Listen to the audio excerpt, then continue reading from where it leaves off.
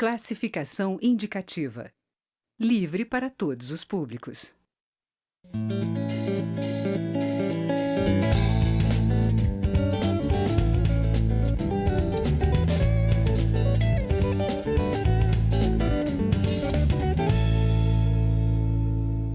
As bancadas ambientalistas do Congresso estão com o pé atrás em relação ao atual ministro do Meio Ambiente. Ele é acusado de assumir posições muito mais contrárias à preservação do meio ambiente do que pela sua preservação. Além disso, o próprio governo Bolsonaro, pelas atitudes que vários de seus integrantes vêm assumindo, inclusive o próprio presidente, em manifestações dentro e fora do Brasil, é objeto de preocupação dos ambientalistas, temerosos de que o Brasil se alinhe entre os países que aceitam e até incentivam a destruição da natureza em nome do desenvolvimento, entre aspas. Nós estamos recebendo nesta edição do Palavra Aberta o coordenador da Frente Nacional Ambientalista, deputado Nilton Tato, do PT de São Paulo. Deputado, a situação, eu tenho conversado com alguns deputados, todos se dizem muito preocupados. O senhor também? Sim. Hoje a gente tem um ministro do Meio Ambiente que, na verdade, é um segundo ministro da Agricultura que está implementando uma agenda completamente subordinada aos interesses da pior agricultura que tem no Brasil. Tá? E aí eu vou citar alguns casos. Se a gente for, ele montou todo o sistema de controle e de fiscalização e nós estamos agora tendo um momento em que está aumentando o desmatamento no Brasil. Com essa ameaça do presidente de acabar com o que ele chama de multas ambientais. Isso. Ele prometeu que ia fazer isso na campanha, por isso que já era esperado, tá? Queria destruir essa área, tanto é que ele não queria o Ministério do Meio Ambiente, ele teve que voltar atrás, inclusive porque os setores produtivos, principalmente no Brasil, da agricultura, principalmente os exportadores, ficaram preocupados de não ter o Ministério do Meio Ambiente, como é que isso ia repercutir internacionalmente e, portanto, colocando em risco, inclusive, o Brasil... Até a aquisição de produtos brasileiros pelas empresas que têm, pelos importadores que têm preocupação ambiental. Isso. Então, o próprio setor produtivo, inclusive, se voltou contra. Então, ele desmontou o sistema de fiscalização, com isso está aumentando o desmatamento.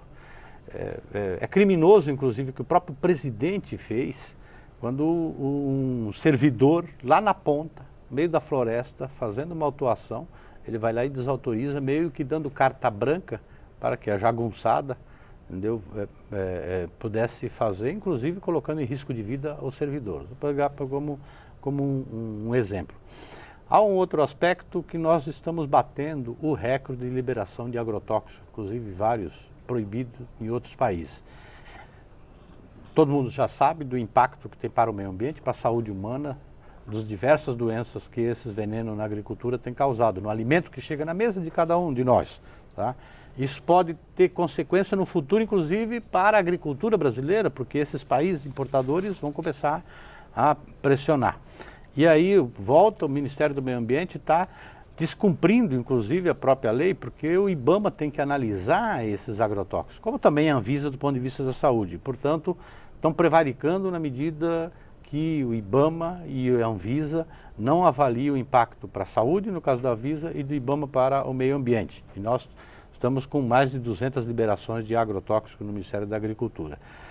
Então é um momento muito difícil, né, que a gente está vendo. Um outro aspecto que eu queria colocar, Paulo, é uma conquista no mundo inteiro e no Brasil também, a participação da sociedade civil no acompanhamento, no monitoramento e na proposição das políticas públicas, né? E aí os conselhos. E a semana passada a gente teve uma portaria reduzindo drasticamente o número dos representantes do Conselho Nacional de Meio Ambiente, um dos mais antigos e mais atuantes no Brasil, praticamente inviabilizando a atuação da sociedade civil, né, no acompanhamento das políticas do meio ambiente. Ainda em relação à fiscalização, o ministro do Meio Ambiente, nós adquirimos uma tecnologia que poucos países no mundo têm, inclusive com apoio internacional, fruto dos acordos internacionais de como o Fundo da Amazônia, que o INPE... Mas esses acordos estão em risco também, porque também, o próprio já vou presidente dizer Bolsonaro já anunciou que quer rever a função deles. Nós, o Brasil, montou um sistema de monitoramento e de acompanhamento via satélite, né, para poder monitorar o desmatamento e ali produzir, inclusive, um conjunto de políticas públicas a partir desses dados levantados. Aí agora ele está querendo fazer o quê? Ele está querendo desconsiderar isso, desmontar todo esse sistema para contratar uma empresa para desenvolver um outro sistema. Só para mostrar que é uma política tanto de destruir as conquistas do ponto de vista da legislação ambiental, dos espaços de participação, das políticas que vinham sendo implementadas com reconhecimento internacional e ao mesmo tempo entregar. Tem um outro aspecto, quando eu falo assim, entregar aquilo que é público, né, num processo de privatização, como também fazer com que o agronegócio avance para cima de terras indígenas, de unidade de conservação, revendo tamanhos de unidade de conservação. Então ele já tem anunciado algumas unidades, né, que querem diminuir. Então ele próprio anunciou que não demarcaria mais nenhum centímetro de terras indígenas. E 6 meses de governo, ele está implementando isso. Está implementando essa agenda e mais do que isso, ele está implementando uma agenda que quer fazer ir lá e comprar lideranças indígenas para poder levar o agronegócio para dentro das terras indígenas. Como também revisando tamanhos de unidade de conservação para abrir mais espaço para a agricultura. Quer dizer, é importante que as pessoas entendam, Paulo, porque não está comprometendo só o meio ambiente para a nossa geração e para as futuras gerações, tá? Está comprometendo, inclusive, do ponto de vista comercial, porque os países importadores de produtos agrícolas não vão querer importar logo mais. Para quem não respeita a legislação ambiental, não respeita a população. Há pouco. As pessoas não sabem, talvez o telespectador não saiba, mas muitos importadores não importam mais de produtores que não respeitam o meio ambiente, ou seja, o risco para o produtor nacional é muito grande. Sim, muito grande, porque pode perder mercado. Até do ponto de vista, e não é só para o produtor, é ruim para o país, porque todos nós entendemos a importância do agronegócio, né, da produção agrícola para a balança comercial. O Brasil, pela sua extensão, pela sua natureza, pelas suas condições climáticas, tem um potencial muito grande. Mas nós precisamos fazer com carinho para a gente manter isso, não pode agregar valor e não perder mercado cuidados de qualquer forma, né, entendeu? Da forma que não está aí colocando o risco. Agora, deputado, eu queria, claro, a agenda, eu elenquei aqui uma série de temas, tem essa questão de não hospedar mais os congressos internacionais no Brasil sobre clima, etc., que a gente podia tratar de um monte de temas. Mas a gente tem hoje uma bancada, essa frente, formada, me parece que por 216 integrantes, né, entre deputados e senadores, estou certo?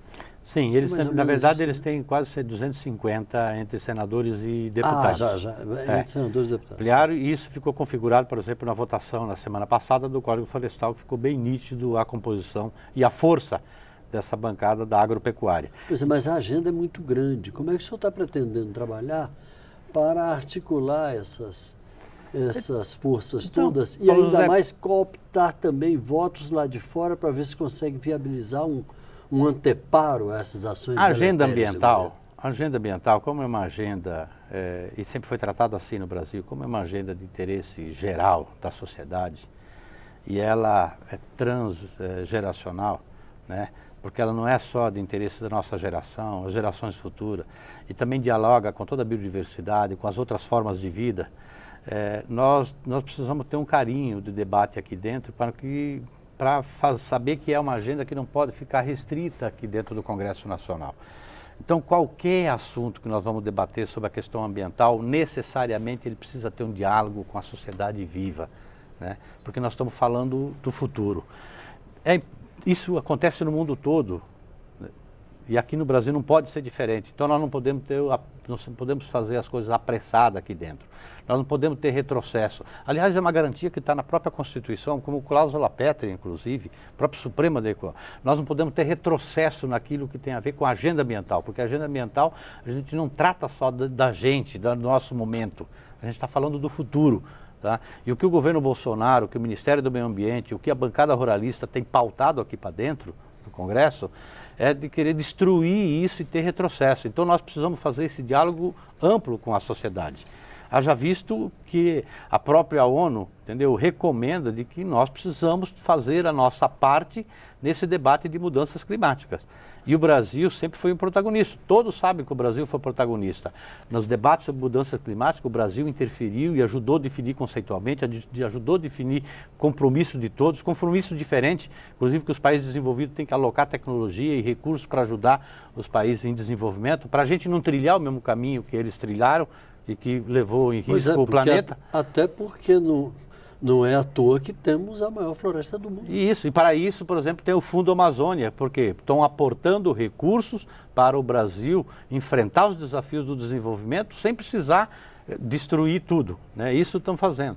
Então nós estamos num momento em que eu gostaria, por exemplo, nessa Semana do Meio Ambiente, da gente estar debatendo o tema da transição ecológica. Como é que a gente vai produzir mais energia com menos emissão de gases de efeito? Como é que a gente vai em toda a cadeia das indústrias, em todas as áreas, em todas as cadeias, a gente tivesse discutido aqui como é que a gente pode aportar pesquisa, tecnologia, para a gente continuar produzindo as coisas, gerando emprego, enfrentando o desemprego, né? Enfrentando a questão da desigualdade no Brasil, mas com menos emissões de gases de efeito estufa, em todas as áreas, não só na agricultura, né? Em todas as cadeias. Mas, infelizmente, a gente tem que ficar atento aqui em resistir os retrocessos. E nós precisávamos avançar, indo de acordo com o que boa parte do mundo está indo numa agenda de desenvolvimento, considerando a agenda ambiental, né, a sustentabilidade no centro da atenção.